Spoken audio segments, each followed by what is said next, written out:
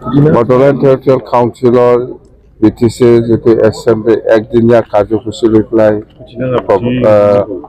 যিটো এছেম্বলি এইটো শেষ হোৱাৰ পিছতে আমি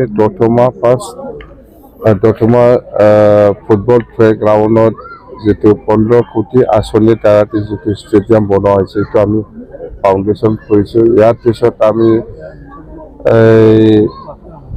হলটুগাঁও বুলি এটা জাগা আছে, তাতে আমি 24 crore সামথিঙৰ হ্যান্ডলুম এণ্ড টেক্সটাইলৰ প্ৰডাকশ্যন প্লাছ মাৰ্কেটিং চেণ্টাৰ আমি ফাউণ্ডেশ্যন কৰিছোঁ। ইয়াৰ পিছত আমি কোকৰাঝাৰ KDS ফিল্ডত 20 কোটি টকা দি যিটো ষ্টেডিয়াম হ'ব সেইটো আমি ফাউণ্ডেশ্যন কৰিছোঁ। ইয়াৰ পিছত এতিয়া লাষ্ট ইয়াক ডক্টৰ ভূপেন হাজৰিকাৰ ডাঙৰীয়াৰ যিটো তাৰ নামাকৰণে যিটো 30 কোটি টকা দি যিটো অডিটৰিয়াম হল বনাব সেইটো আমি ফাউণ্ডেশ্যন কৰিছোঁ।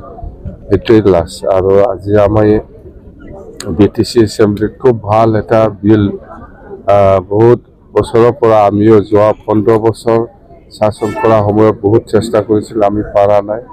এইবাৰ নতুন চৰকাৰ অহাৰ লগে লগে আমি CM ছাৰৰ লগত আলোচনা কৰিছোঁ।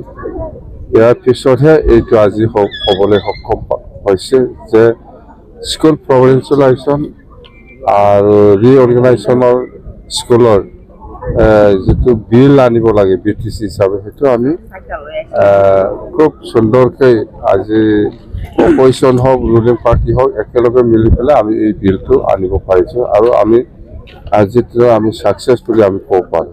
খুব ভাল সমস্যাত এডুকেশ্যনৰ ক্ষেত্ৰত স্কুলৰ ছাত্ৰ ছাত্ৰীসকলৰ বা টিচিং ষ্টাফসকলৰ যিখিনি সমস্যা ভুগিব লগা হৈছিল বহুত বছৰ সেইটো এইবাৰ শেষ হ'ব লাগে। এডিশনাল বাজেট যেটো ধৰা আছে টোটাল 73 crore বেছি, সেইটো হ'ল চেলাৰী লাইফ ফিক্স পে আছে, কোনোবা ৰেগুলাৰ কৰিলেও কোনোবা হয়তো মুঠতে চেলাৰী বাজেট সেইটো।